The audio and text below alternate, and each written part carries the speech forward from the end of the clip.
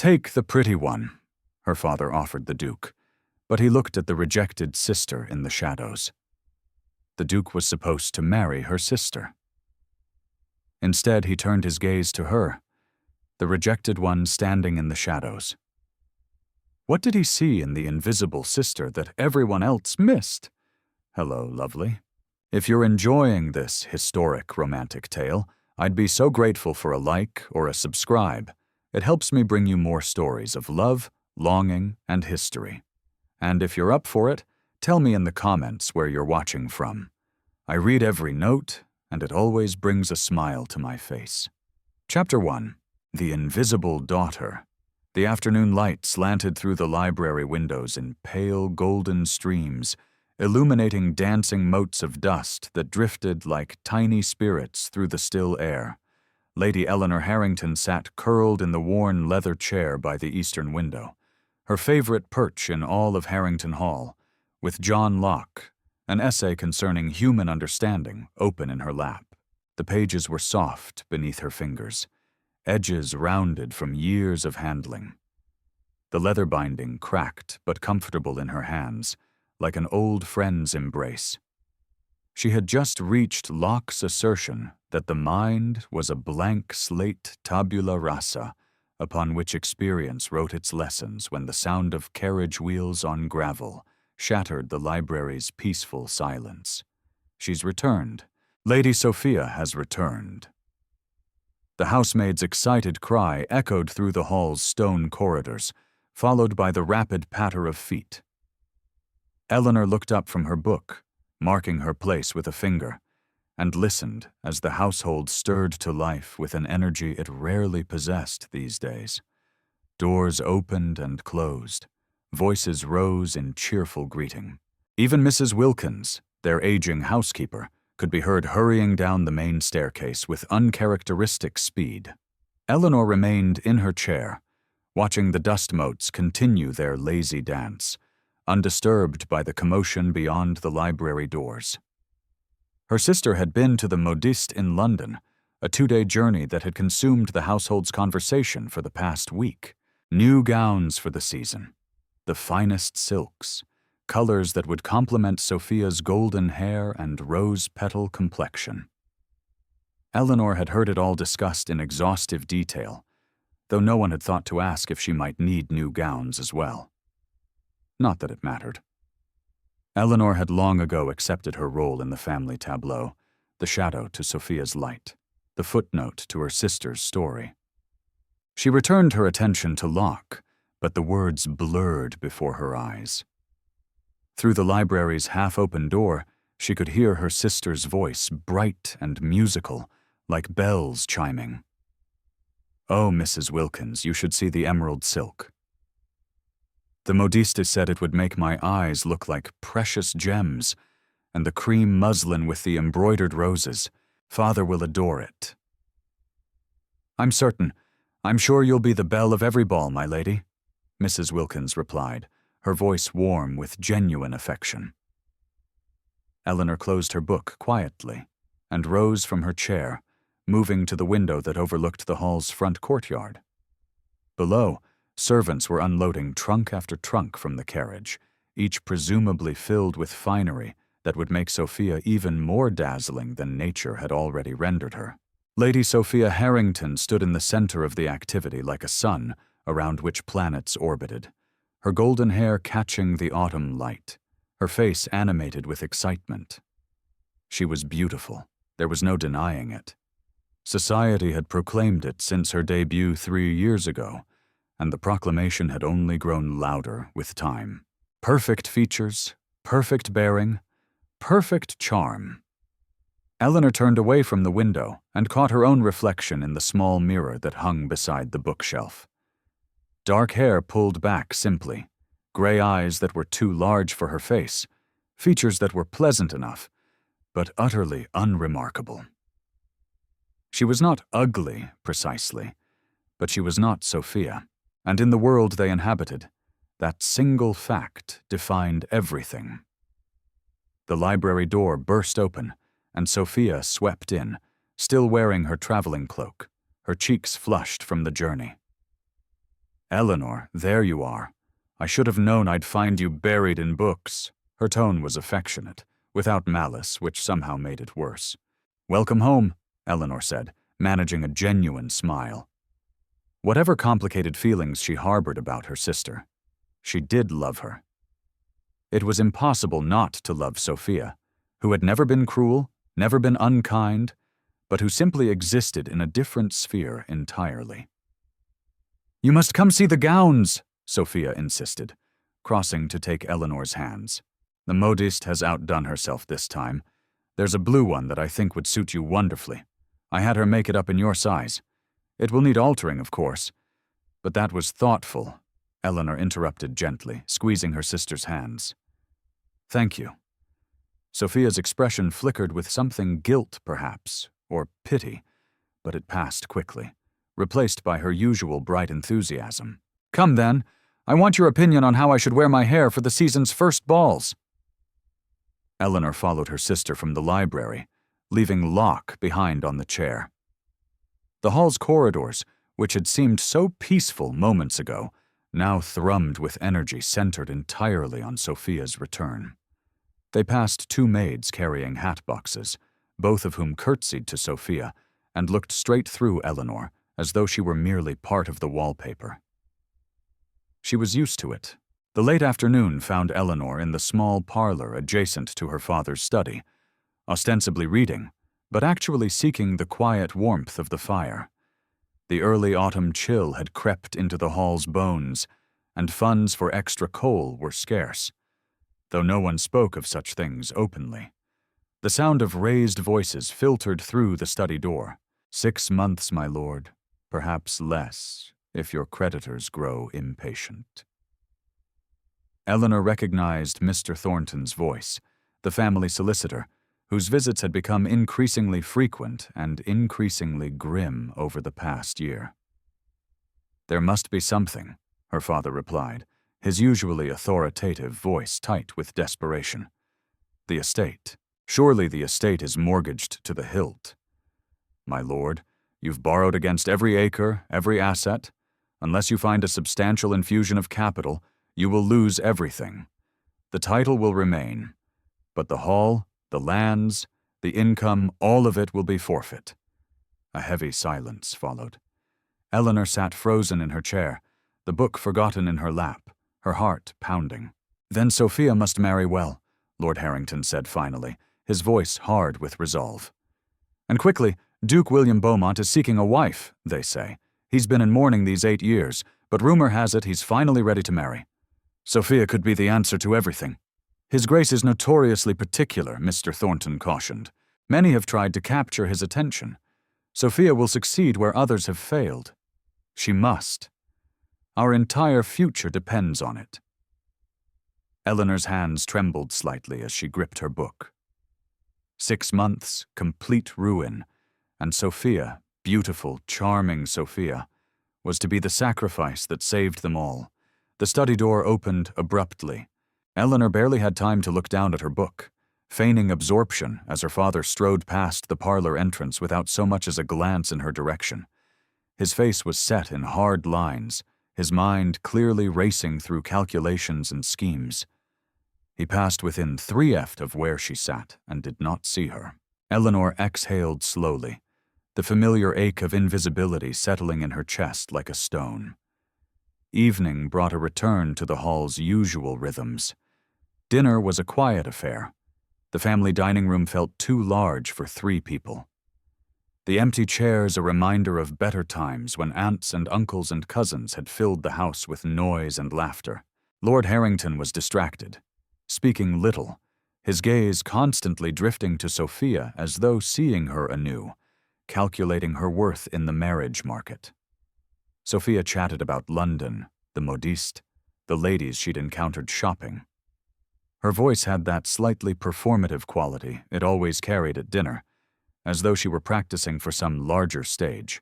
Eleanor ate quietly, contributed little to the conversation, and was not missed when she excused herself before dessert.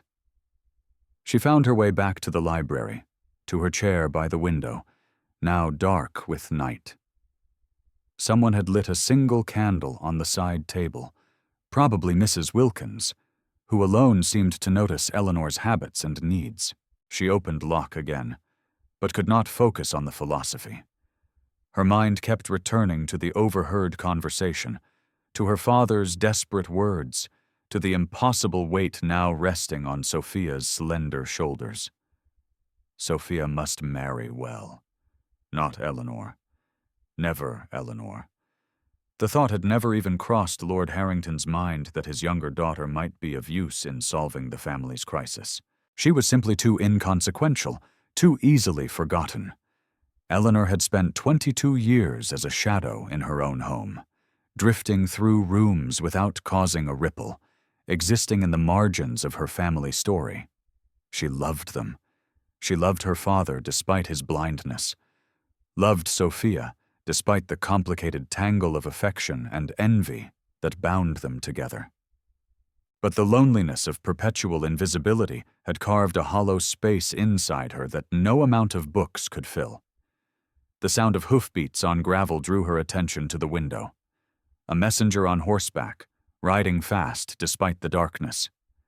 She watched as he dismounted at the entrance, watched as a footman took an envelope from him. Moments later, Sophia's delighted cry echoed through the hall. "Father, father, come quickly. An invitation." From Duke William Beaumont himself. Eleanor remained in her library chair, listening to the excited voices in the distance, knowing without being told that her name would be included on the invitation, only as an afterthought, a necessary formality. Lady Sophia Harrington and family were invited to a grand ball at the Duke's estate. The trap was set. The game had begun, and Eleanor, as always, would watch from the shadows while her sister stepped into the light. She looked down at the book in her lap, at Locke's careful reasoning about the nature of human understanding, and felt the weight of a truth the philosopher had never addressed. That understanding oneself, seeing one's own worth, meant nothing if the world had already decided you were invisible. The candle flickered in a draught, casting dancing shadows across the page. Outside her library sanctuary, Harrington Hall hummed with new energy, new hope. All of it centered on Sophia's golden beauty and the Duke who might save them all. And Eleanor, alone with her books and her thoughts, allowed herself one moment of selfish longing, wondering what it might feel like to be seen, truly seen, by someone who looked past the surface to the person beneath. Then she closed her book, extinguished her candle, and disappeared into the darkness of the hall's corridors. A ghost in her own home. Chapter 2. The arrangement. The week that followed the Duke's invitation transformed Harrington Hall into a hive of frenzied activity. Seamstresses arrived at dawn and worked by candlelight into the evening, their needles flashing as they adjusted hems and took in seams, the scent of lavender sachets mixed with the sharper smell of new fabric.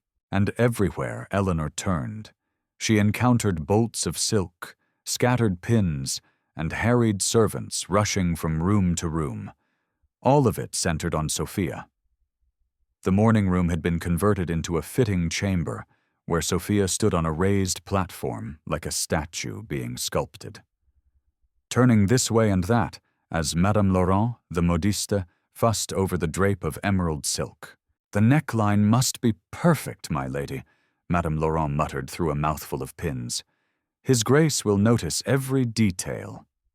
Eleanor watched from the doorway, unnoticed as usual, as her sister stood perfectly still, her arms extended while two assistants adjusted the sleeves.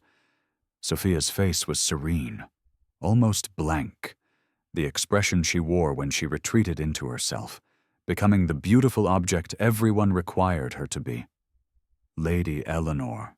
Eleanor turned to find Madame Laurent's youngest assistant, a girl barely 16, holding a dress of pale gray muslin. "For you, my lady, for the fitting."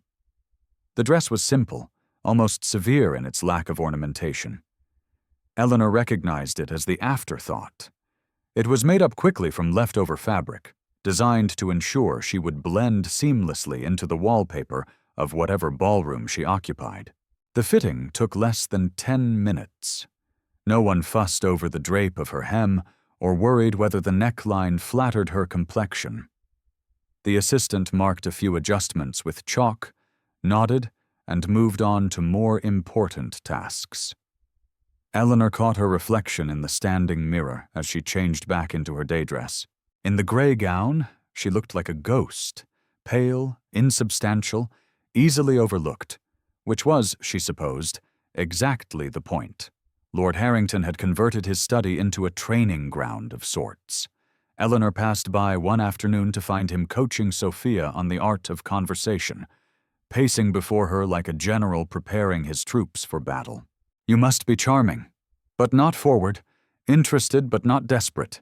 You must laugh at his jests, but not too loudly. You must, Father, please.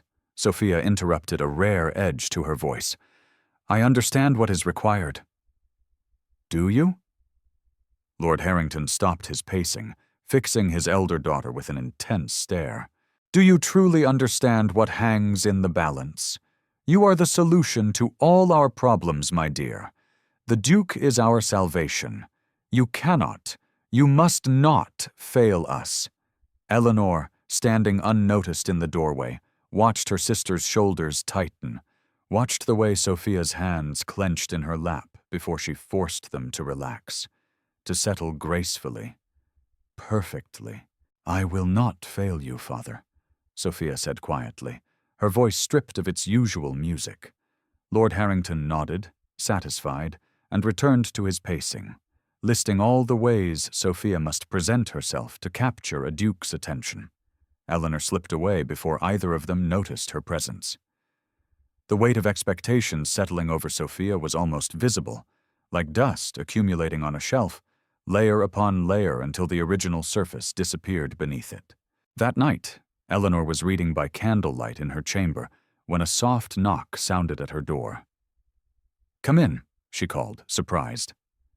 No one knocked at her door after dark. Sophia entered, still in her dressing gown, her golden hair loose around her shoulders. In the flickering candlelight, she looked younger, less polished, almost fragile. I couldn't sleep, Sophia said, hovering near the door, as though uncertain of her welcome. Eleanor set aside her book and gestured to the chair beside her bed. Sit with me. Sophia crossed the room and sank into the chair, drawing her knees up beneath her like a child seeking comfort. For a long moment, neither sister spoke. Do you ever feel like a thing rather than a person? Sophia asked finally, her voice barely above a whisper. Eleanor's breath caught. It was the most honest question her sister had ever asked her. Yes, Eleanor answered simply. Every day, Sophia looked at her then, really looked at her, and Eleanor saw something raw and desperate in her sister's eyes.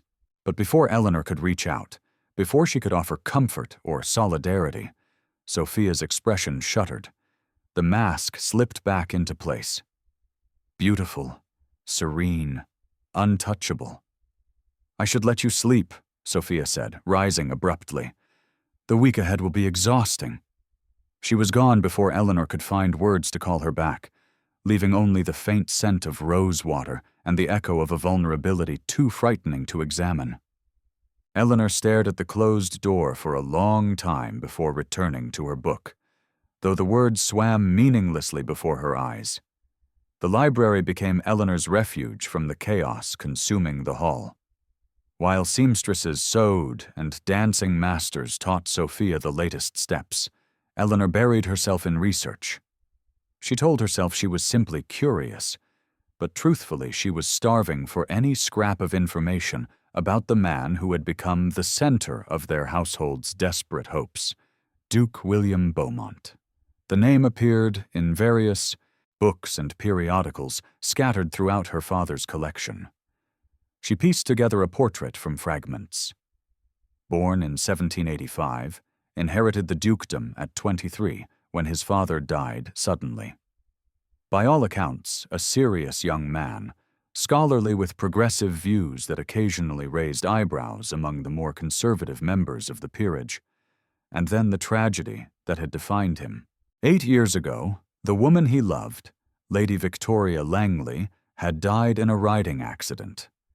The Duke had retreated from society, becoming something of a recluse, managing his estates with capable efficiency, but attending no balls, hosting no parties, living in what the gossip columns called splendid isolation. Until now, until he had decided finally to seek a wife. Eleanor found a political pamphlet tucked between 2 books on agricultural reform. She almost missed it, but the Duke's name on the cover caught her eye. On the Necessity of Educational Reform by William Beaumont, Duke of Ravenswood.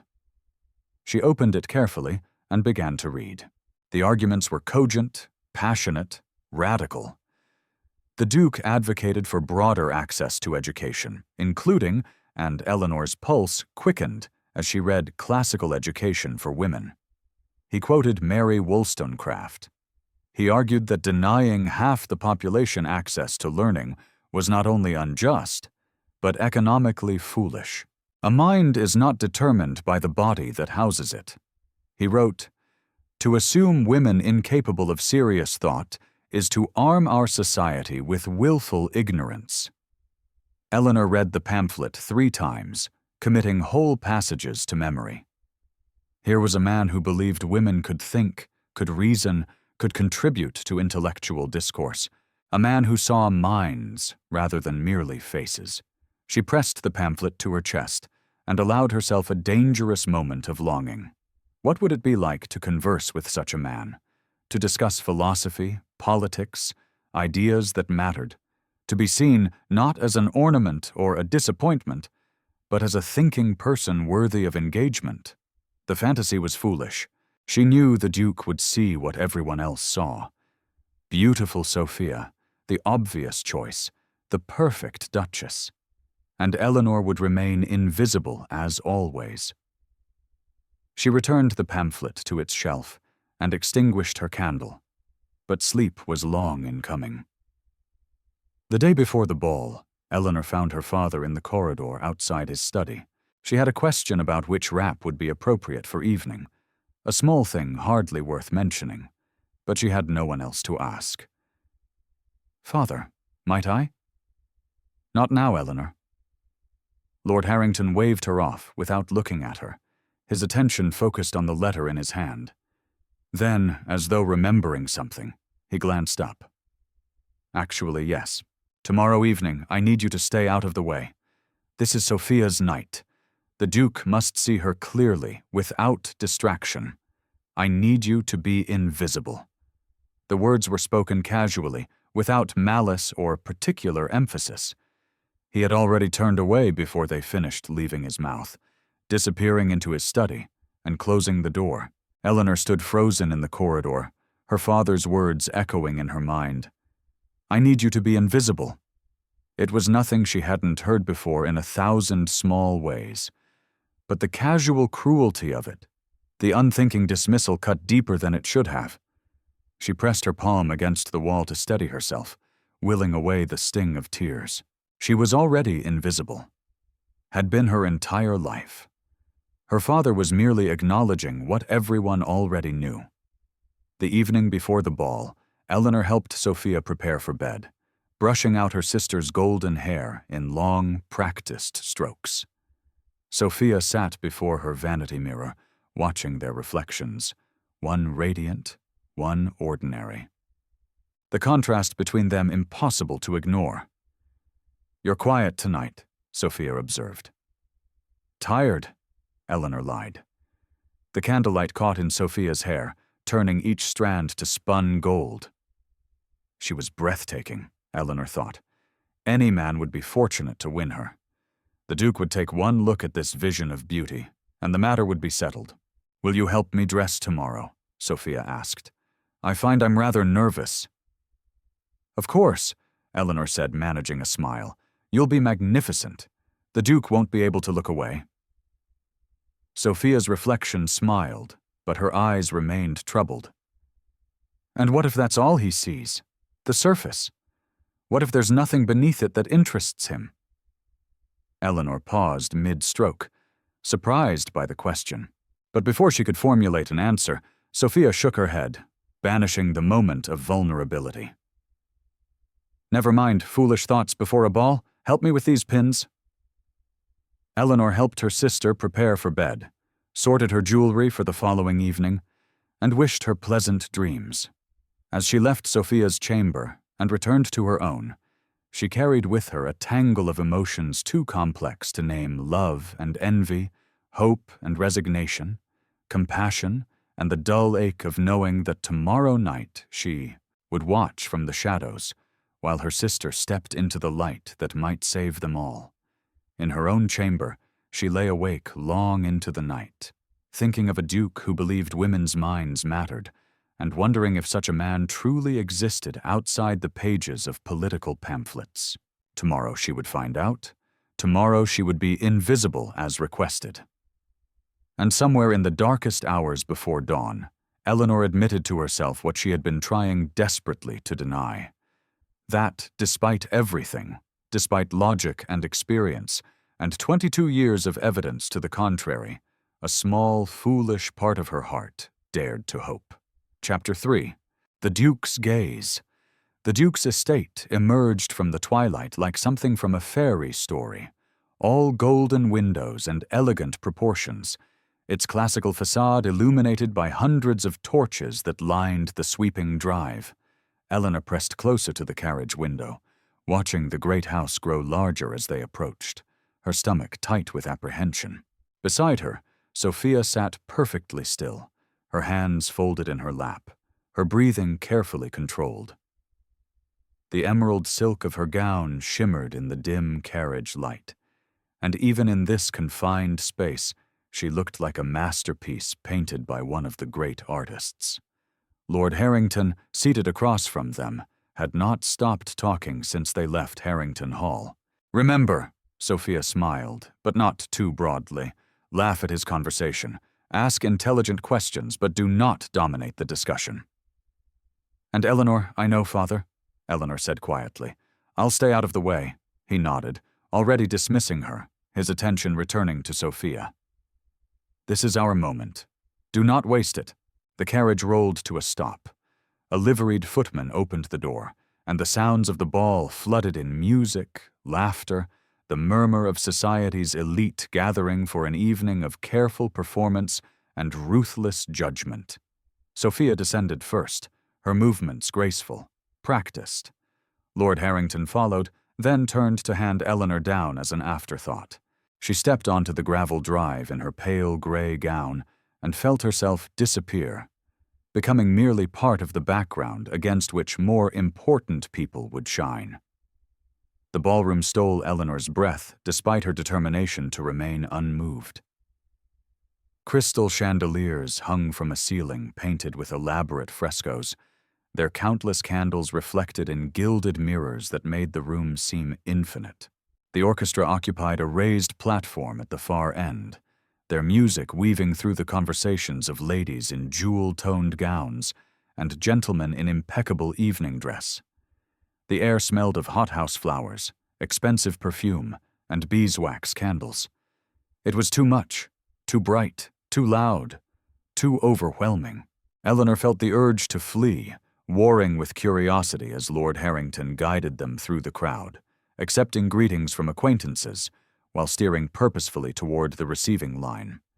And there, at the center of it all, stood Duke William Beaumont. He was taller than Eleanor had imagined, broad-shouldered, with dark hair that fell slightly over his forehead, despite obvious attempts to tame it.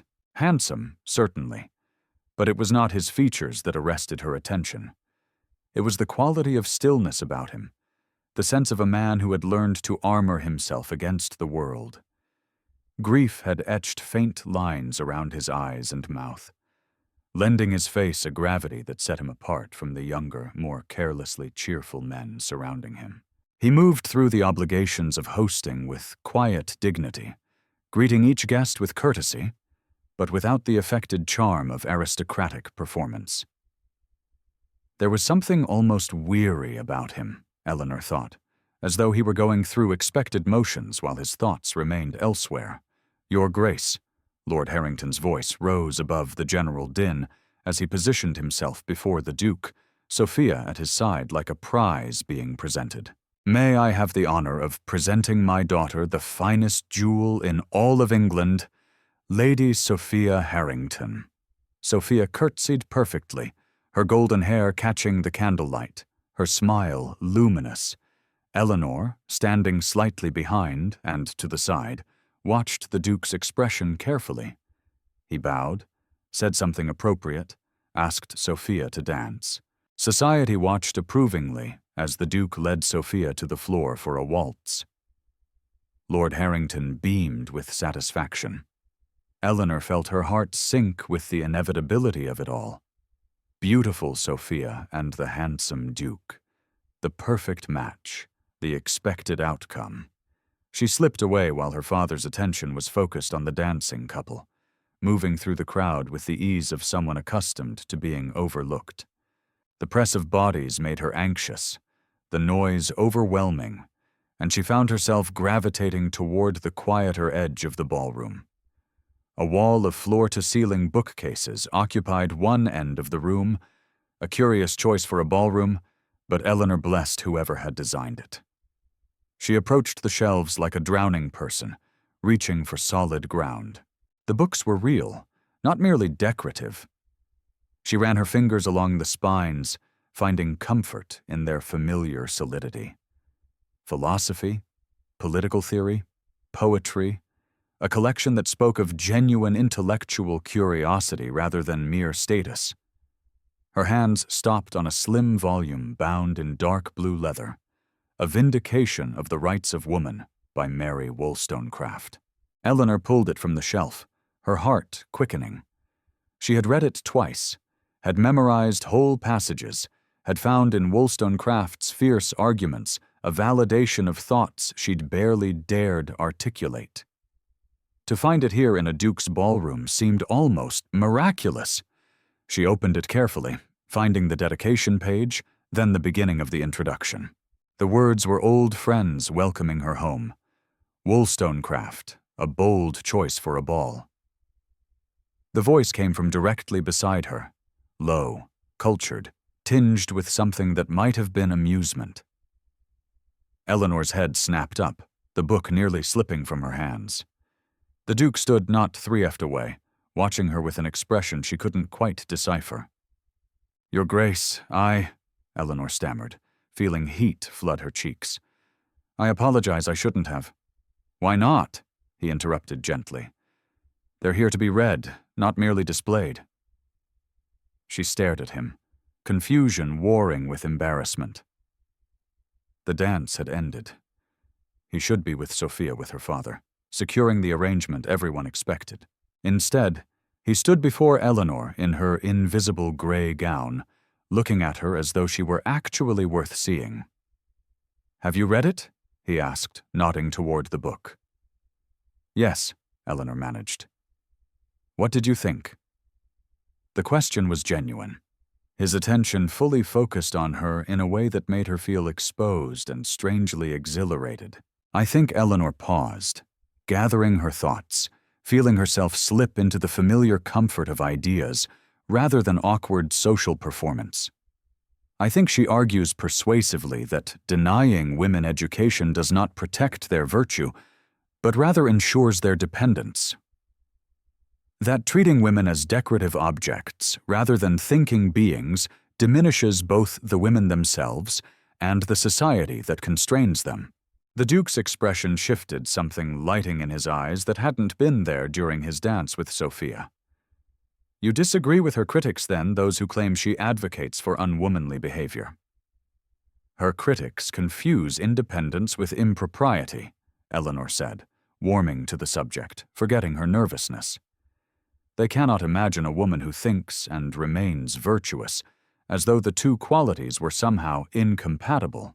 But surely virtue grounded in genuine understanding is stronger than virtue maintained through ignorance." For the first time since she'd observed him that evening, the Duke smiled, not the polite expression he'd worn while greeting guests, but something genuine, reaching his eyes and softening the grief-carved lines of his face. Victoria used to carry that very volume, he said quietly. She would quote whole passages at dinner parties, much to the horror of the more conventional guests. Victoria, Lady Victoria Langley, the woman he'd loved and lost. "I'm sorry," Eleanor said softly. "I didn't mean to. Please don't apologize." The Duke's voice was firm, but not unkind. "It's been 8 years since anyone spoke to me about ideas rather than condolences. I find I've missed it." Eleanor looked up at him, truly looked at him, and saw past the title and the tragedy to the person beneath, someone intelligent, weary of superficiality, hungry for genuine connection. "Your pamphlet on educational reform," she said before she could stop herself. "I read it. I thought your arguments about access to classical education were particularly compelling." His eyebrows rose. "You've read my pamphlet?" "I read everything I can find," Eleanor admitted. "My father's library is limited, but I make do." "And what do you think of your Grace?" Lord Harrington's voice cut through the moment like a blade. Eleanor stepped back instinctively as her father materialized beside them, his expression hovering between confusion and alarm. Sophia stood slightly behind him, her perfect composure showing the first hairline cracks of uncertainty. "Forgive me, Your Grace," Lord Harrington said, his smile strained. "My younger daughter has a habit of wandering. I hope she hasn't troubled you. Lady Sophia was just mentioning how much she enjoyed your dance." "Not at all," the Duke said, his tone courteous but distant. The warmth that had animated his face during conversation with Eleanor had shuttered, replaced by the polite mask of aristocratic obligation. Lady Eleanor and I were discussing literature, a refreshing conversation. He turned back to Eleanor, and for a moment their eyes met. Something passed between them.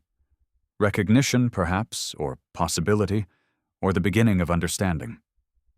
"I hope we might continue our discussion another time, Lady Eleanor," he said quietly. Then he bowed, acknowledged Sophia and Lord Harrington with appropriate courtesy, and moved away to greet other guests, leaving Eleanor standing breathless and confused beside the bookcase. Lord Harrington turned on her the moment the Duke was out of earshot. "What did you say to him?" he hissed. "You were supposed to stay invisible, not I did nothing, Father," Eleanor said, still holding Wollstonecraft's book. "He approached me. Well, see that it doesn't happen again. Sophia is the one he should be noticing." He took Sophia's arm and steered her away, already planning his next approach. Eleanor remained by the bookcases, carefully returning the blue volume to its place on the shelf. Her hands trembled slightly. The Duke's words echoed in her mind. "I hope we might continue our discussion another time." Across the ballroom, she caught sight of him speaking with an elderly couple, performing his duties as host with quiet efficiency. But once, just once, his gaze swept back across the room and found her standing by the books. Their eyes met for a heartbeat. Then he looked away. Eleanor pressed her palm against the bookshelf, steadying herself against the strange electric feeling coursing through her. For the first time in her life, someone had looked at her, truly looked at her, and seen not an invisible shadow, but a person worth knowing. It was terrifying, it was wonderful, and Eleanor had absolutely no idea what to do with it. Chapter 4. The Calling. The morning after the ball, Eleanor woke to the sound of her father's voice echoing through the hall's corridors. "He's calling this afternoon. The Duke himself, Mrs. Wilkins, we must prepare the drawing room immediately. Sophia, you must wear the cream muslin. No, the rose silk. It brings out your complexion." Eleanor lay in bed, listening to the household erupt into joyful chaos, and tried to convince herself that the previous evening had meant nothing. The Duke had been polite, curious perhaps, but the conversation by the bookcase had been a momentary aberration, a brief distraction, before he returned to the serious business of courting Sophia. That was the natural order of things. That was how the world worked. She rose and dressed in a simple morning gown of pale blue, then made her way to the breakfast room where she found Sophia already seated, pushing eggs around her plate without eating. "Congratulations," Eleanor said quietly, taking her seat. "Father seems certain the Duke is coming to declare himself. Arsenios." Sophia looked up, her expression unreadable. "Does he?" Before Eleanor could respond, Lord Harrington swept into the room, already dressed for receiving callers despite the early hour. "Sophia, you must eat something. You look pale, Eleanor." He paused, seeming to notice her for the first time. "Yes, well, you may join us in the drawing room when the Duke arrives. It would be odd if you weren't present."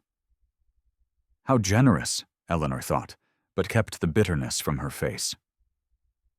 The Duke arrived precisely at 3 corks, as proper calling hours dictated.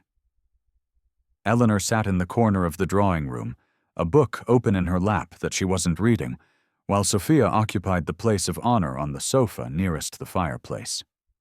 Lord Harrington hovered near the door, barely containing his excitement. When the Duke entered, he carried a bouquet of late-season roses, their petals just beginning to fade at the edges. He presented them to Sophia with appropriate courtesy, inquired after her health, commented on the pleasant weather. All perfectly correct, all utterly distant. Then his gaze found Eleanor in her corner. "Lady Eleanor," he said, crossing to where she sat. "What are you reading?" She held up the book, a volume of Voltaire's philosophical essays that she'd discovered in her father's library. "Ambitious reading for an afternoon," the Duke observed, and she could have sworn she saw amusement in his eyes. "I find Voltaire's arguments about tolerance particularly relevant," Eleanor said before she could stop herself, "though I disagree with some of his conclusions about natural philosophy." "Do you?" The Duke settled into the chair beside her corner, his attention entirely focused on her response. "In what way?" And just like that, they were deep in conversation about empiricism and rationalism, about the limits of human reason, about whether true knowledge could exist independent of experience. Across the room, Sophia sat with the roses in her lap, watching. Lord Harrington frowned, uncertain how to redirect the Duke's attention without appearing rude. The visit lasted the appropriate 30 minutes. When the Duke took his leave, he bowed to Sophia, thanked Lord Harrington for his hospitality, and told Eleanor he looked forward to continuing their discussion. The moment his carriage disappeared down the drive, Lord Harrington turned on Sophia. "You must engage him more, ask him questions, show interest in his conversation." "I tried, Father," Sophia said quietly. "He was speaking with Eleanor. Then you must speak louder, be more charming." Eleanor left the room before she could hear more. Her book clutched against her chest, her mind spinning with confusion. The pattern repeated itself over the following 2 weeks. The Duke called every 3 days, always during proper hours, always with appropriate gifts, flowers, a book of poetry, a collection of botanical prints. He was unfailingly courteous to Sophia, attentive to Lord Harrington, and scrupulously proper in all his conduct. But his conversations were always with Eleanor. He asked about her reading. She asked about his work on educational reform. They debated the merits of various philosophers, discussed political theory, argued good-naturedly about whether poetry or prose better captured truth. Time disappeared when they spoke, the rest of the room fading until there was only the exchange of ideas, the thrill of being genuinely understood. Eleanor began to anticipate his visits with a mixture of excitement and dread. Each conversation made the next separation more difficult. Each thoughtful question, each moment of intellectual connection carved deeper into her carefully guarded heart. Sophia grew quieter with each visit, her perfect composure showing cracks like fine porcelain under pressure. She performed her role flawlessly, smiled at the right moments, offered tea with graceful hands, never showed anger or resentment. But Eleanor saw the tightness around her sister's eyes, the way her shoulders tensed when the Duke turned his attention away from her. Lord Harrington remained stubbornly oblivious, attributing the Duke's interest in Eleanor to mere politeness. "He's being kind to your sister because she's here," he told Sophia after the 4th visit. "But you must work harder to capture his real attention, be more vivacious, laugh more. Show him what an excellent duchess you would make." Eleanor wanted to scream at her father's blindness. But what would be the point? He saw what he needed to see, what the world had taught him to value. The 5th visit changed everything. The Duke arrived on a crisp afternoon when the autumn leaves were at their peak, the gardens ablaze with gold and crimson.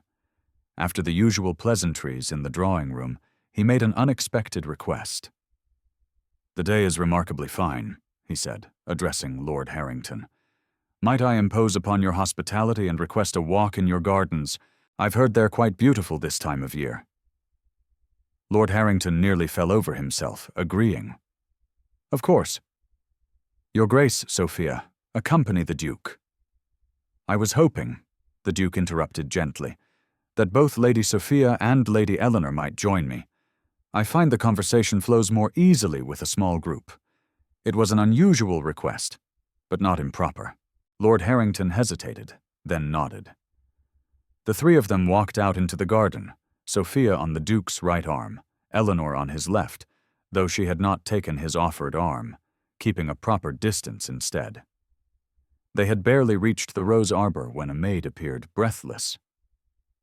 "Lady Sophia, forgive me, but your mother requests your presence. She has need of your opinion on the menu for tomorrow's dinner." It was obviously contrived Lady Harrington had never consulted Sophia about menus in her life. But Sophia, reading the situation with the sharp intelligence she usually kept hidden, simply nodded.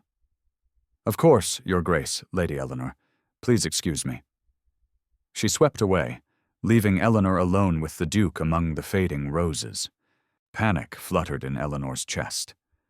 This was improper. They should return to the house, find a chaperone, maintain the appropriate distance. Instead, they walked deeper into the garden. "Your Grace," Eleanor said finally, unable to bear the silence. "I believe you are expected to court my sister." "Expected?" "Yes." The Duke's voice was quiet, measured. "Expected by your father, by society, by everyone who sees only surfaces." "She is beautiful," Eleanor said, defensive. "She is everything a duchess should be. She is lovely," the Duke agreed. "She is accomplished and graceful and perfectly bred for the role. And when I speak with her, I feel nothing but a distant sort of appreciation, like admiring a portrait in a gallery." Eleanor stopped walking, turning to face him. "Then why do you keep calling?" The Duke met her eyes, and she saw in them a vulnerability that made her breath catch. "I lost someone very dear to me many years ago," he said carefully. "Victoria, she was brilliant and fierce and utterly herself. And when she died, I believed my capacity for connection died with her. I spent 8 years in a comfortable sort of numbness, managing my estates, fulfilling my obligations, feeling nothing." He paused, and Eleanor saw him gathering courage. "But you," he continued, "you remind me that there are still minds worth knowing, souls worth discovering. When we speak, I feel alive again. Not because you resemble Victoria. You don't. Not in any physical way, but because you're real, Eleanor. You're genuinely, authentically yourself, and that is rarer than you can possibly imagine in the world we inhabit." Eleanor's hands trembled. She clasped them together, trying to steady herself. "I am not my sister," she said, her voice barely above a whisper. "I am not beautiful. I am not charming. I am not what society expects. I will embarrass you at dinners and balls. People will say you made a poor choice. That grief has clouded your judgment." "Eleanor," the Duke spoke her name like a prayer. "No, you are something far more rare than beautiful or charming.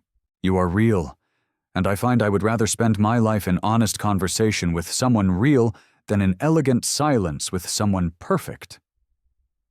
The garden seemed to hold its breath around them.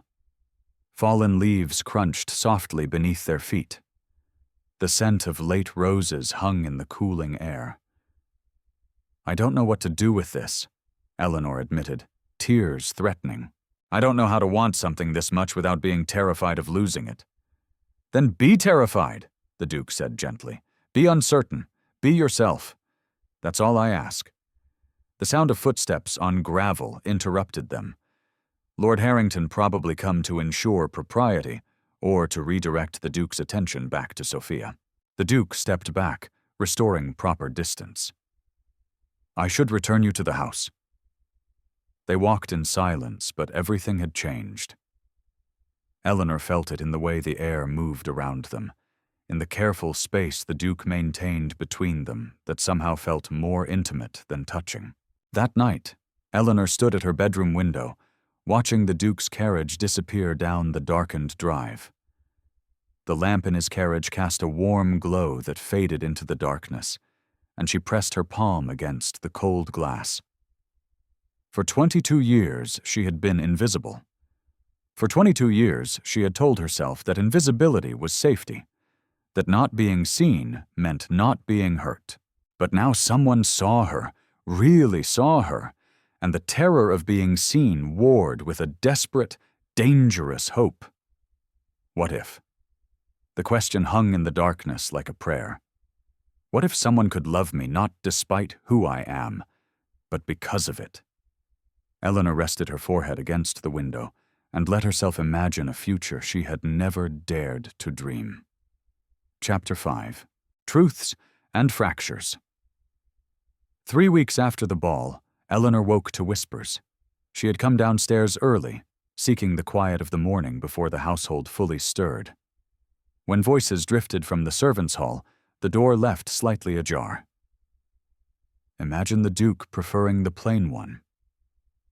The voice belonged to Sarah, one of the newer maids. "My cousin works at the Pendleton estate, and she says all of society is talking about it. Perhaps his grief has addled his wits." Another voice replied, older, more measured. 8 years is a long time to mourn. The mind can play tricks. Still, Lady Sophia must be devastated to be passed over for her own sister. Eleanor's hand tightened on the banister. She should move, should make her presence known, should do anything but stand frozen like a child eavesdropping on adult conversations. The plain one, the words echoed in her mind, reopening every wound she'd thought had scarred over. Of course, that's what they called her. Of course, that's how the world saw her. Not as Eleanor, not as a person with thoughts and feelings, but as the plain one, defined entirely by what she lacked in comparison to Sophia and the Duke's interest, explained away as madness, as grief-induced delusion, not as genuine attraction or intellectual connection, but as something wrong with him. Eleanor turned and climbed the stairs back to her room. Her appetite for breakfast vanished. By afternoon, the whispers had apparently reached her father's ears. Eleanor was in the small parlor attempting to read when Lord Harrington's voice thundered from the doorway. "My study now?" She rose on unsteady legs and followed him, dread settling in her stomach like a stone. He closed the study door behind them with barely controlled force. "What have you done?"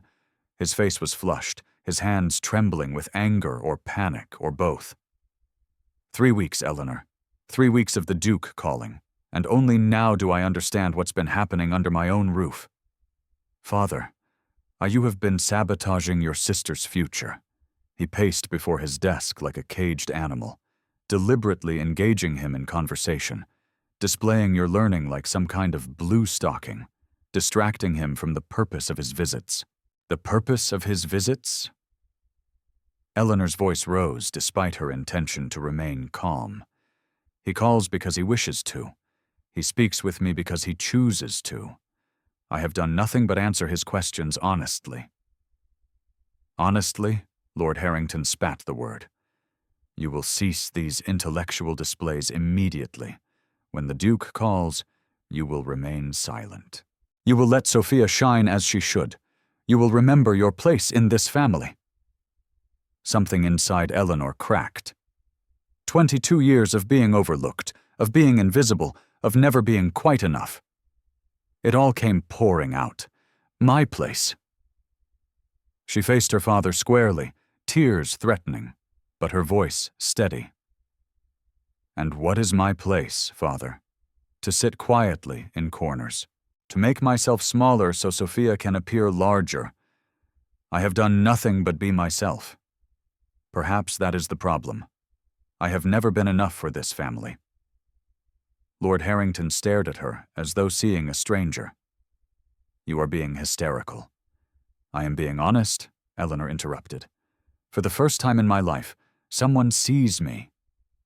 Actually sees me, not as Sophia's shadow, not as the disappointing second daughter, but as myself. And you cannot bear it because it doesn't fit your plans. Our family is facing ruin." Lord Harrington's voice cracked. "Sophia must marry well. She must save us. You have no right to interfere. I have every right to exist," Eleanor shouted, shocking them both. "I have every right to be seen, to be wanted, to matter." The silence that followed was deafening. Eleanor turned and fled before her father could respond, before the tears could fall, before she said something that would shatter their relationship beyond repair. She found refuge where she always did, in the library, in the worn leather chair by the window, surrounded by books that had been her companions when people failed her. The tears came then, hot and bitter. She pressed her face into her hands and let herself break. Let the pain of being the plain one, of being told she was sabotaging her sister's happiness simply by being herself, wash over her in waves. She didn't hear the door open, didn't notice she wasn't alone until a handkerchief appeared in her field of vision.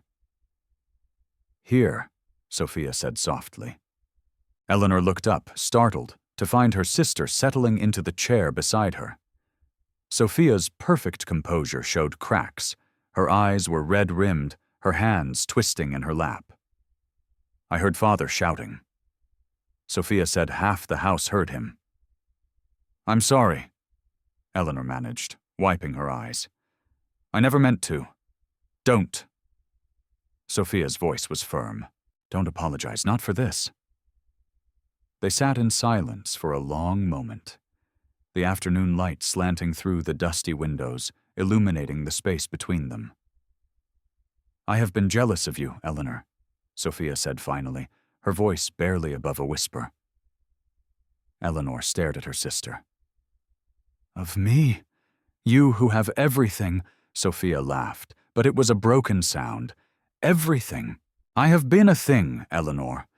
A beautiful thing, carefully maintained and displayed, but a thing nonetheless. You have always been free to be yourself, to read what you choose, to think what you wish, to exist without the weight of everyone's expectations crushing you." "Free," Eleanor echoed. "I have been invisible." Yes, Sophia said, meeting her eyes. "But invisible means unseen. I have been seen constantly, but never truly known. Do you understand the difference?" Eleanor saw tears tracking down her sister's perfect face, the first genuine emotion she'd witnessed from Sophia in years. 3 years ago, Sophia continued, her voice shaking, "I fell desperately in love with Captain James Whittaker. He was the second son of a baronet, respectable, but with no title, no fortune. When Father discovered our attachment, he forbade it immediately. James left for India, and she pressed the handkerchief to her eyes. I have been dying slowly ever since. Every ball, every suitor, every performance of being the perfect daughter. It's been a kind of living death." "Sophia," Eleanor breathed, reaching for her sister's hand. "The Duke should choose you," Sophia said fiercely. "You make each other come alive. I see it when you speak together. The way you both lean forward, the way the rest of the room disappears. I see the way he looks at you, Eleanor, and I wish." Her voice broke. "I only wish someone would look at me that way. Not at my face, not at what I represent, but at me. Eleanor squeezed her sister's hand, understanding flooding through her. They had both been trapped, one by beauty, one by its absence, one admired but unknown, one unseen but free to think. I'm terrified, Eleanor confessed. What if I'm not enough?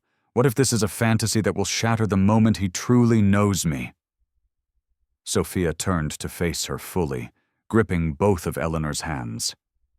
What if it's real, and you let fear steal it from you? What if you finally have the chance to be seen and known and loved, and you run from it because you've been taught you don't deserve it? The words hit Eleanor like a physical blow. How many years had she told herself she didn't deserve to be seen? How deeply had she internalized the message that she was less than?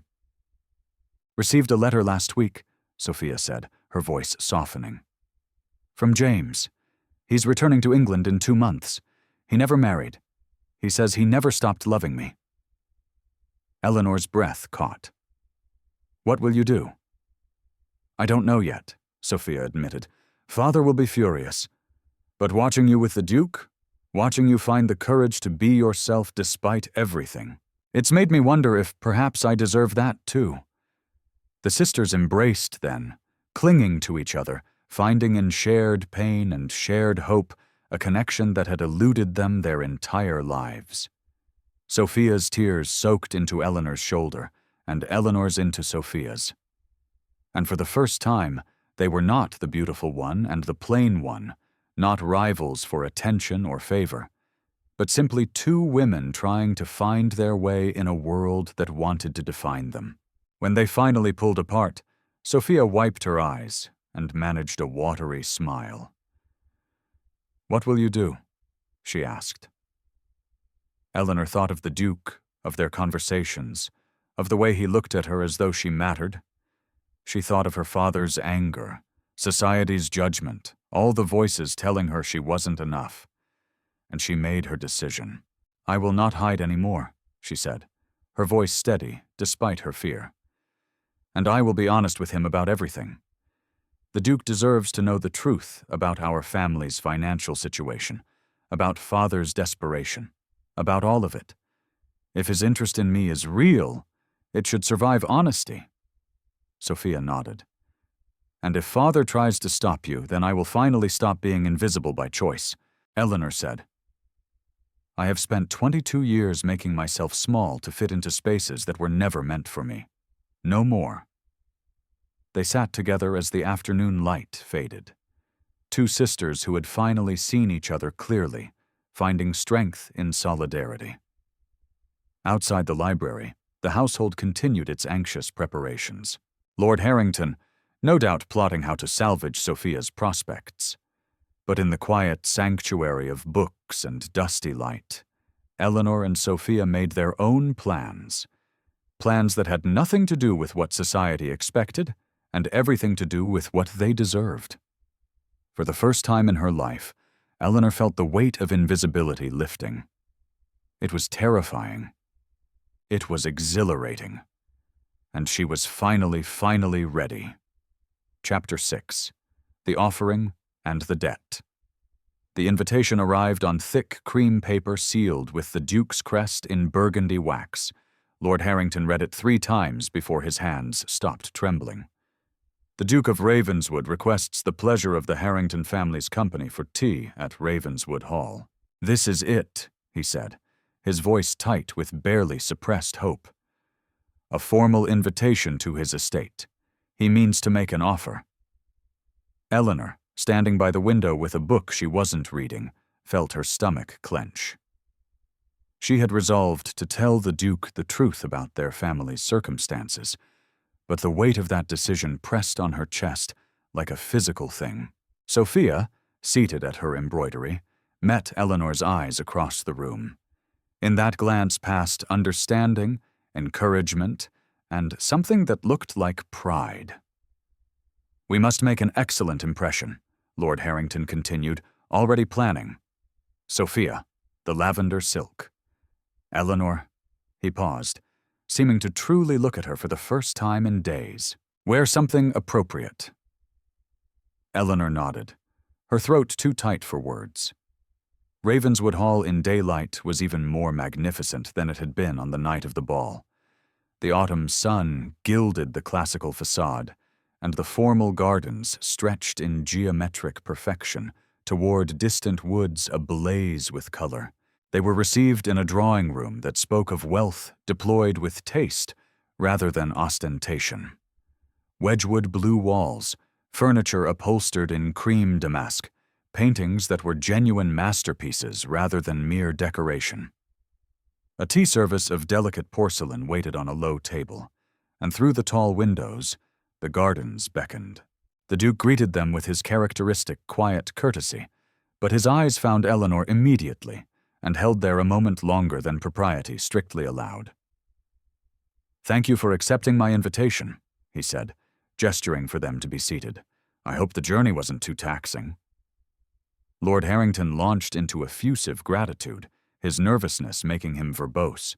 Sophia sat perfectly still, her hands folded in her lap, her expression serene. Eleanor perched on the edge of her chair, her heart hammering against her ribs. Tea was poured. Pleasantries were exchanged.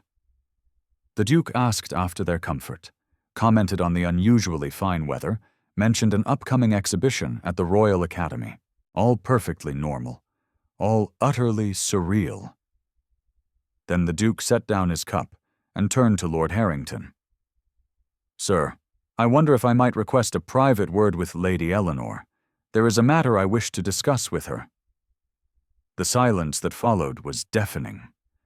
Lord Harrington's cup rattled slightly in its saucer. Sophia's eyes widened fractionally before her composure reasserted itself. "Your Grace, that would be highly irregular," Lord Harrington managed. "I am aware," the Duke said calmly. "Nevertheless, I ask your permission. It wasn't really a request, not from a Duke." Lord Harrington swallowed hard and nodded. The Duke rose and offered Eleanor his hand. She took it, feeling the warmth of his palm through her glove, and followed him from the drawing room. His study was magnificent, a cathedral to learning. Books lined every wall from floor to ceiling, their leather spines gleaming in the autumn light that streamed through windows overlooking the gardens. The scent of leather and paper and old wood filled the air, and Eleanor felt something in her chest loosen despite her anxiety. "Your library," she breathed. "One of the few rooms in this house that feels genuinely mine," the Duke said, closing the door behind them, not completely leaving it slightly ajar for propriety, but enough to create intimacy. They stood facing each other in the center of the room, and Eleanor summoned every ounce of courage she possessed. "Your Grace, there is something you must know," she said before he could speak. "Before you say anything, before this goes any further, I cannot in good conscience allow you to continue in ignorance." He waited, his expression attentive but not alarmed. The words tumbled out in a rush.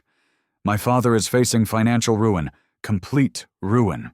Our family has approximately 4 months before we lose everything. The estate, the income, all of it. The only thing that will remain is the title, which is worth nothing without the means to support it." She took a shaking breath. "You should know this because if you are considering any future association with our family, you deserve the truth. I will not have you discover later that you were deceived." The Duke's expression didn't change.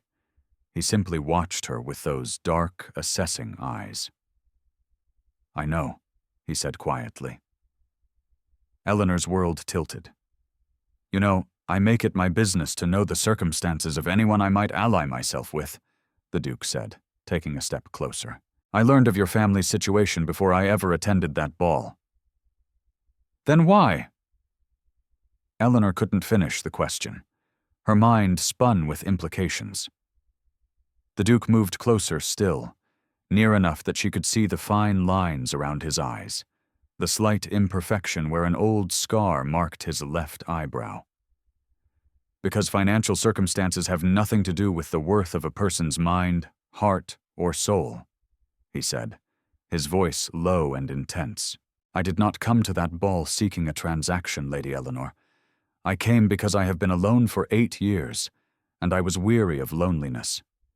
I came hoping to find. I don't know what I was hoping for, but I found you.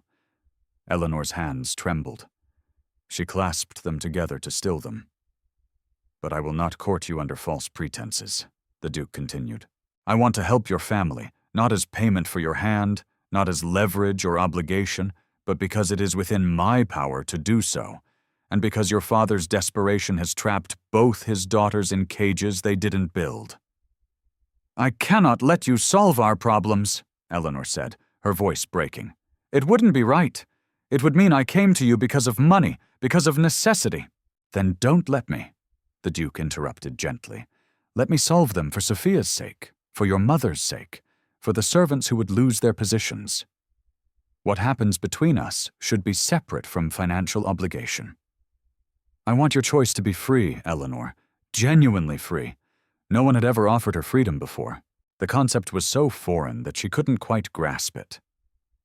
Free, she echoed. I am not proposing, the Duke said, and she heard vulnerability in his voice. Not yet. I am asking if you would allow me to court you properly with no debts between us, no obligations, no pressure, just possibility. Just two people discovering whether what we found in conversation might grow into something more. The study was very quiet. Through the windows, Eleanor could see gardeners working in the distance, autumn leaves drifting down like golden rain. The world continued, oblivious to the fact that her entire life was reordering itself in this moment. I am terrified, she whispered. I know, the Duke said. So am I. What if I'm not enough? What if society's judgment proves too much? What if, Eleanor, he spoke her name like a benediction? What if you are exactly enough? What if this terrifying thing is real? She looked up into his face and saw her own fear reflected there, her own desperate hope. And she understood then that vulnerability was not weakness. It was the only honest foundation on which anything real could be built. Yes, she said. I am terrified. But yes, the Duke's expression transformed relief and joy, and something deeper that made her breath catch. He didn't touch her beyond what propriety allowed, but the space between them felt charged, alive with possibility. Then let me speak with your father, he said. Let me settle the debts as a gesture of goodwill. And then, if you're willing, let me court you properly? Eleanor nodded, not trusting her voice. They returned to the drawing room where Lord Harrington and Sophia waited in tense silence. The Duke resumed his seat and finished his tea, speaking of inconsequential things before requesting a private word with Lord Harrington in his study. Eleanor watched them go, then met Sophia's questioning gaze. He knows Eleanor mouthed about everything. Sophia's eyes widened, but before she could respond, the men returned. Lord Harrington's face was pale, his expression stunned. We should take our leave, he said, his voice unsteady. Your grace, your generosity is, I cannot adequately express. The Duke bowed. I am pleased to be of service. As they prepared to depart, the Duke caught Eleanor's hand briefly. A touch so fleeting it might have been accidental, but his eyes held hers. I will call on Thursday, he said quietly, if that would be acceptable. Yes, Eleanor managed. That would be acceptable. The carriage ride home passed in near silence. Lord Harrington stared out the window, his mind clearly racing. Sophia held Eleanor's hand, squeezing gently. That evening, as Eleanor prepared for bed, she heard footsteps in the corridor outside her room. They paused at her door. She waited, holding her breath, but no knock came. After a long moment, the footsteps retreated. Lord Harrington had stood outside his younger daughter's door, the daughter he had overlooked and dismissed, the daughter who had accomplished what his perfect daughter could not. and found himself unable to speak, unable to apologize, unable to acknowledge, unable to reconcile the Eleanor he had always ignored with the Eleanor who had captured a duke's genuine affection. His reckoning was not yet complete. But in her room, Eleanor stood at the window, looking out at the star-scattered sky, and felt the weight of invisibility finally completely lifting. She was seen. She was chosen. She was free! And the terror of it was matched only by the exhilarating, breathtaking joy. Chapter 7. Society's Judgment. The news spread through London society like ink bleeding through paper, unstoppable, staining everything it touched. The Duke of Ravenswood is courting the younger Harrington sister. Not the beautiful one, the plain one. Eleanor first heard the whispers during a fitting at the Modiste, where Madame Laurent's assistants spoke in voices they thought were too low to carry. Imagine choosing her over Lady Sophia. Perhaps grief truly has damaged his faculties? She pretended not to hear, standing perfectly still while pins were adjusted, her face carefully blank, but each word was a needle, finding its mark. By the time Lady Pendleton's garden party arrived 3 days later, the gossip had reached a fever pitch. Eleanor had considered feigning illness to avoid attending, but Sophia had taken her hand that morning and said simply, "We face them together." So Eleanor dressed in a gown of soft blue, not gray this time, not invisible, and went to face society's judgment. The Pendleton estate gardens were magnificent in the autumn afternoon, all golden light and precisely manicured hedges.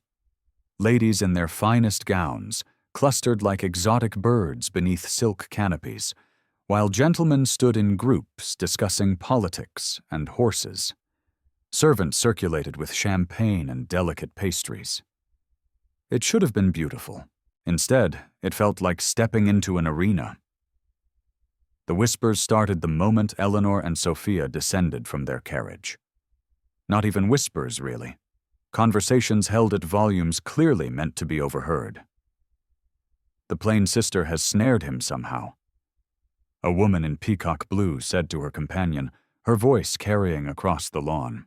Perhaps she used some art. Women have ways, you know. I heard the Duke's judgment must be impaired by grief. Another replied, 8 years of mourning would disorder anyone's mind. Eleanor felt each word like a physical blow, but she kept her chin high, her hand steady on Sophia's arm. They moved through the garden, accepting greetings that ranged from genuinely warm to coldly perfunctory, navigating a social battlefield where every smile might conceal a blade. Then, Lady Pendleton materialized before them. She was a formidable woman in her 60s, a society matriarch whose approval or disapproval could make or break a debutante's season. Her steel-gray gown matched her eyes, and her expression combined pity with something sharper. "Lady Eleanor," she said, her voice honey-sweet and venomous. "Might I have a word? It wasn't really a request." Sophia's hand tightened on Eleanor's arm, but Eleanor gently extracted herself and followed Lady Pendleton to a slightly more private corner of the garden. "My dear," Lady Pendleton began, her tone suggesting she was bestowing great wisdom, "I feel it is my duty to speak plainly to you. This attachment between yourself and the Duke, it is quite unfortunate." "Unfortunate?" Eleanor repeated, her voice carefully neutral. "You must know you are quite out of your depth," Lady Pendleton continued, her eyes cold despite her sympathetic expression. "The Duke requires a wife who can represent his position with grace and beauty, someone who can shine at state dinners, who can navigate the highest circles of society without embarrassment. Surely, you see, you are not suited to such a role." The words were delivered with surgical precision, designed to cut through whatever fragile confidence Eleanor had built. And they worked. Eleanor felt her carefully constructed composure cracking, felt the old familiar shame rising like a tide. "Lady Pendleton," she began, but her voice wavered. My sister, Sophia said, appearing at Eleanor's side like an avenging angel, possesses more grace in her smallest gesture than most women achieve in a lifetime.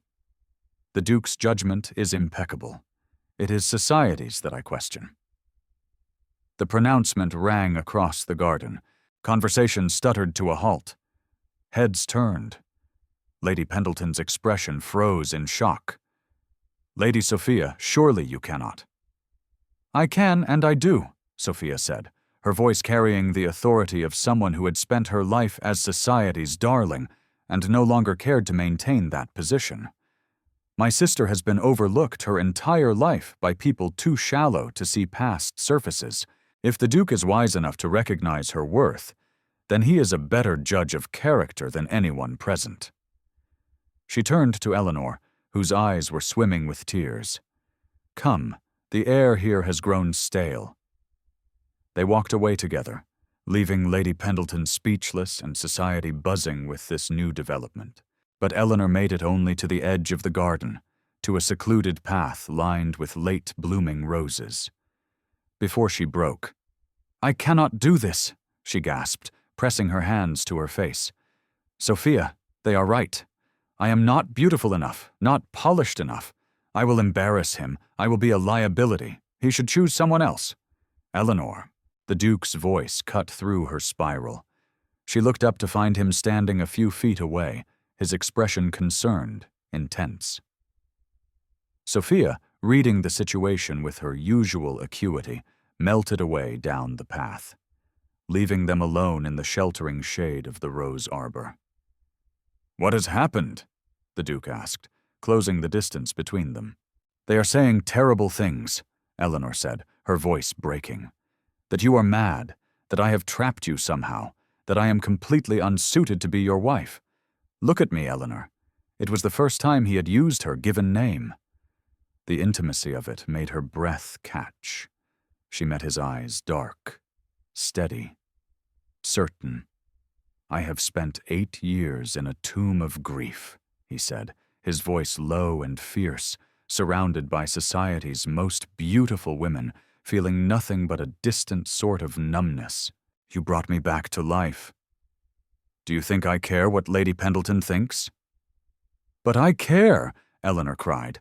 I cannot bear to be the object of mockery, to have people whisper that you made a poor choice, that grief damaged your judgment. Then we will prove them wrong, the Duke said, stepping closer, his hands moving to grip her arms gently, steadying her together.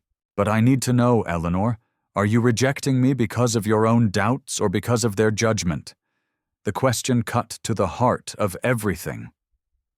Eleanor stared up at him, tears streaming down her face, and was forced to confront her deepest fear. Was she running because she genuinely believed she wasn't enough? Or because she had spent so long being told she wasn't enough, that she could no longer distinguish her own voice from society's? I am afraid, she whispered. I am afraid I will wake up and discover this was a dream. That I am still invisible, still overlooked, still the disappointing daughter who never quite measured up. I am afraid that one day you will look at me and see what everyone else sees, the plain one, the forgettable one, and wonder what you were thinking. The Duke's expression softened.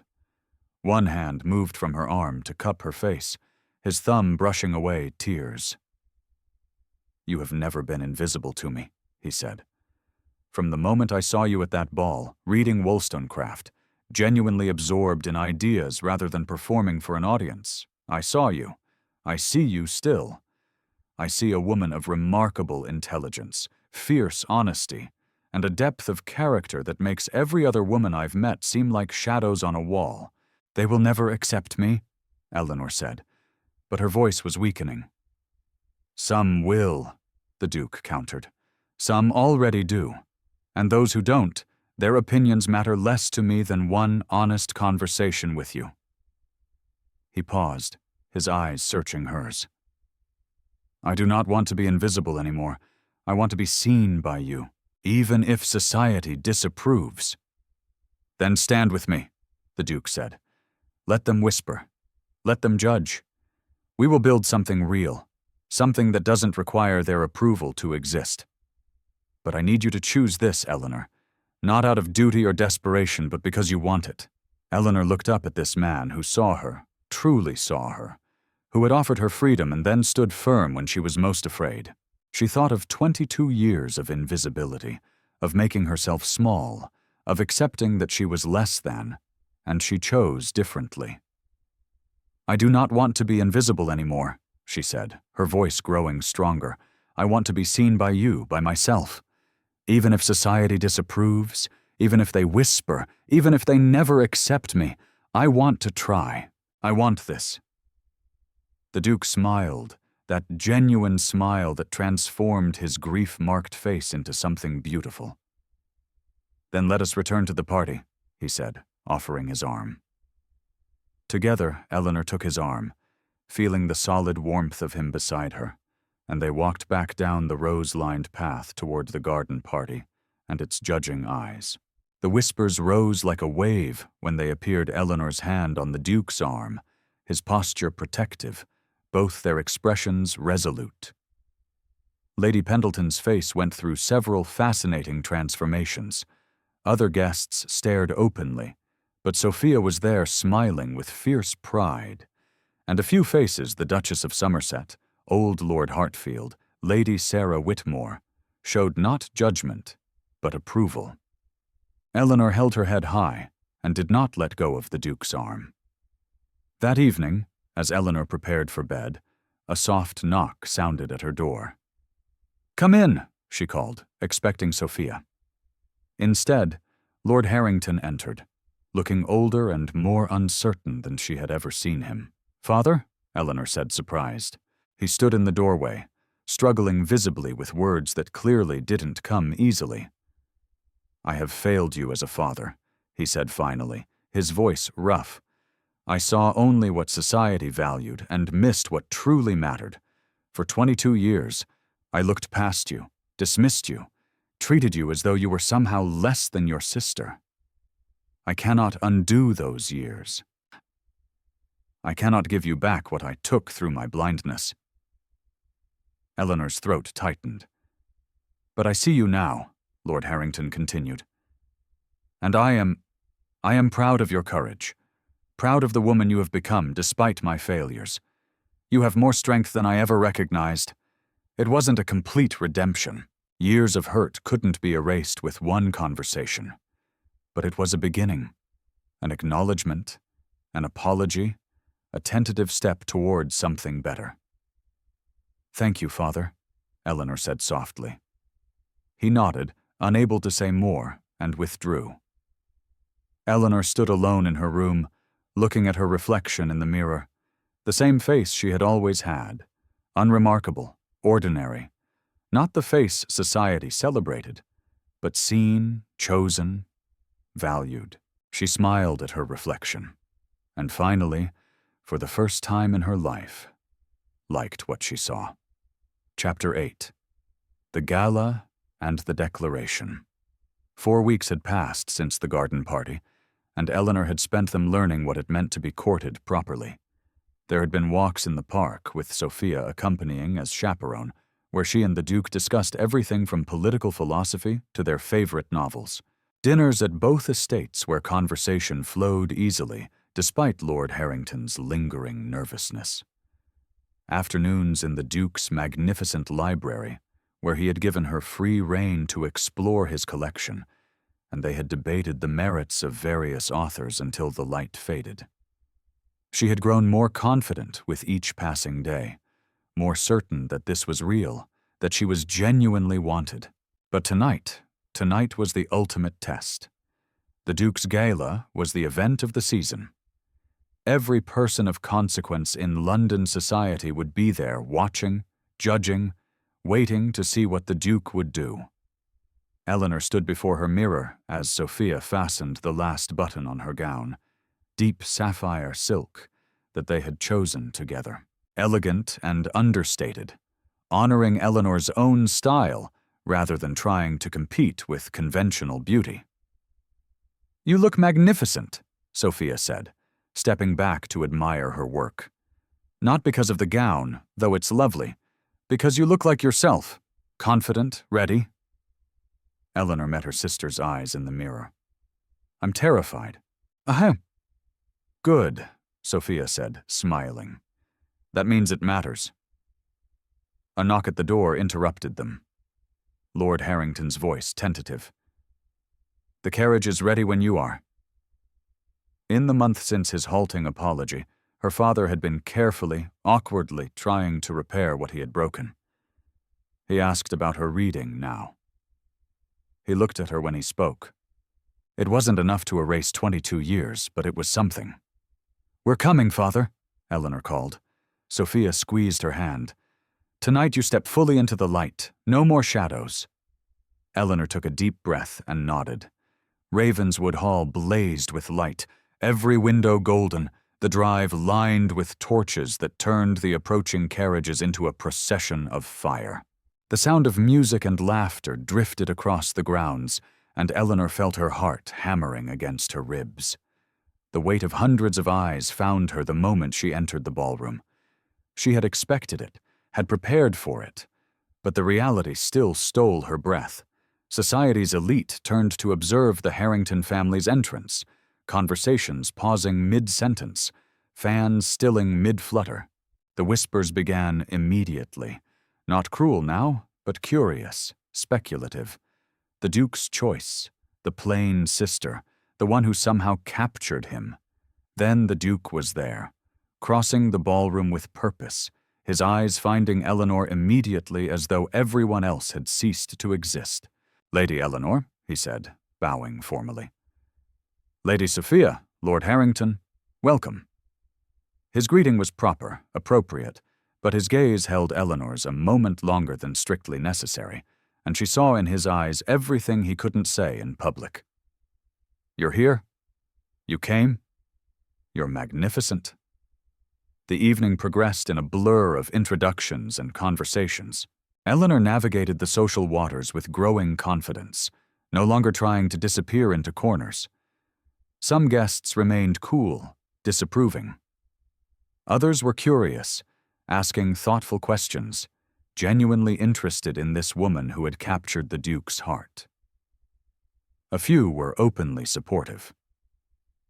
The Duchess of Somerset, ancient, formidable, respected by all, approached Eleanor during a lull in conversation. My dear, she said, her voice carrying the authority of 8 decades of navigating society. I have watched the Duke for 8 years. I knew his Victoria, wonderful girl, taken far too soon. I have watched him grieve, watched him withdraw, watched countless beautiful women try and fail to breach his defenses. Eleanor held her breath. You have given him back his life, the Duchess continued. Anyone who cannot see your value is a fool. I expect you to call on me next week. We have much to discuss. It was an endorsement, a public declaration of approval from one of society's most influential figures. Eleanor felt something tight in her chest loosen. Thank you, Your Grace, she managed. The Duchess patted her arm. Stand firm, child. You're stronger than you know. The moment came as the clock struck 10. The Duke crossed the ballroom, the crowd parting before him, and stopped in front of Eleanor. The music had paused between sets. The entire room fell silent. Lady Eleanor, he said, his voice carrying in the sudden quiet, would you do me the honor of this dance? It was the question everyone had been waiting for. Eleanor's hand trembled slightly as she placed it in his. Yes, she said clearly, I would be honored. The orchestra began a waltz, something sweeping and romantic that filled the ballroom with sound. But as the Duke led Eleanor onto the floor, as his hand settled at her waist and hers on his shoulder, the music faded to background noise. The world narrowed to just the two of them. They moved together, turning in perfect synchronization, and Eleanor forgot to be nervous, forgot the watching eyes, forgot everything except the man before her. I see you, Lady Eleanor, the Duke said quietly. His voice meant only for her. Not as the sister in the shadows, but as yourself. As the woman who challenged me, who made me want to live again, who brought light back into my carefully guarded heart. Eleanor felt tears threatening, but kept them at bay through sheer will. "I have spent my life invisible," she said, finding her voice, finding her courage. "But you taught me that I was not invisible. I was simply waiting to be seen by the right eyes." The Duke's expression softened, transformed. "Will you marry me, Eleanor?" he asked, the words carrying the weight of everything they had built together. "Will you stand beside me, not as an ornament, but as a partner? Will you challenge me, debate with me, build a life of substance with me?" The ballroom seemed to hold its breath. Eleanor looked up at this man who saw her, truly saw her, who had offered her not just love, but freedom, partnership, genuine equality. "Yes," she said, her voice clear and certain, no longer afraid. "I choose myself, and I choose you." The Duke smiled that genuine transformative smile and produced a ring from his pocket, simple, elegant, with a sapphire the exact color of her gown set in delicate gold. He slipped it onto her finger as they continued to dance, and the ballroom erupted. Applause thundered through the space, even from those who had disapproved, even from those who had whispered cruel things, because the Duke's happiness was undeniable. Eleanor's courage was evident, and love, when it was this real, was impossible to dismiss. They finished the dance as an engaged couple, and Eleanor felt like she was floating. Then, as the music ended, and they stepped apart, a commotion rippled through the crowd near the entrance. A man stood there, tall, sun-bronzed, dressed in traveling clothes that spoke of hasty arrival. His eyes swept the ballroom and locked immediately on one person, Sophia. Captain James Whittaker had come home. Eleanor watched her sister's face transform, every carefully maintained mask shattering to reveal pure, overwhelming joy. Sophia moved across the ballroom like a woman in a dream, and the captain met her halfway, taking her hands, saying something Eleanor couldn't hear, but could read in every line of his body. "I never stopped loving you." The Duke leaned close to Eleanor. "I tracked him down 3 weeks ago," he whispered, sent a letter explaining the situation. "He was already booking passage home when my letter arrived. He'd been planning to return for months, gathering the courage to win her back." Eleanor looked up at her fiancé with wonder. "You did this?" "Every love story deserves a chance," he said simply. Across the room, Lord Harrington watched both his daughters, one newly engaged to a duke, one reunited with her lost love, and Eleanor saw understanding finally dawn on his face, the cost of his blindness, the years wasted trying to force his daughters into shapes that didn't fit them, the happiness he had nearly destroyed through narrow vision. He met Eleanor's eyes across the ballroom and nodded. Not forgiveness earned, but acknowledgement given. The gala continued, but now 2 love stories were blooming amid the music and champagne and society's fascinated whispers. Later, when the crowd had thinned slightly and the initial excitement had settled, Eleanor and the Duke slipped away to the terrace. The autumn night was crisp and clear. Stars scattered across the sky like diamonds. The gardens stretched before them in geometric beauty, and the sounds of the gala drifted through the open doors behind them. Distant, unimportant. "I was so afraid," Eleanor said quietly, looking out over the grounds. "Afraid I wasn't enough. Afraid this was all a dream that would shatter." The Duke took her hand, his thumb brushing over the sapphire ring. "You were always enough. You simply needed to believe it yourself." Eleanor turned to face him. This man who had seen her when she was invisible, who had valued her mind as much as any other quality, who had offered her partnership instead of ownership. "I believe it now," she said. Finally, they stood together in the starlight, hand in hand, the future stretching before them like an unwritten book. Inside, Sophia danced with her captain. Lord Harrington wrestled with his conscience, and society revised its opinions with the fickleness of those who follow rather than lead. But out here, in the quiet darkness, Eleanor Harrington, soon to be Eleanor Beaumont, Duchess of Ravenswood, stood in the light at last, no longer invisible, no longer afraid, finally, beautifully, completely herself. And it was enough. It was more than enough. It was everything. And so, dear listeners, Eleanor Harrington stepped out of the shadows and into a love that saw her true worth. Sometimes the greatest love stories aren't about being chosen despite our flaws. They're about being cherished because of our authentic selves. If this story touched your heart, please show your support by hitting that like button. It helps more people discover these tales of hope and unexpected romance. Subscribe to Lyra's Romance Stories and ring the notification bell so you never miss our next journey into love, courage, and happy endings. What did you think of Eleanor and the Duke's story? Have you ever felt invisible only to be truly seen by someone special? Share your thoughts in the comments below. I read every single one, and I love hearing how these stories resonate with you. And if you're craving more historical romance with strong heroines who refuse to be defined by society's expectations, check out the story in the card above. You'll love it. Until our next story, remember, you are not invisible. You are simply waiting to be seen by the right eyes, and when that moment comes, have the courage to step into the light. This is Lyra reminding you that true love sees the soul, not just the surface. Sweet dreams, and I'll see you in the next story.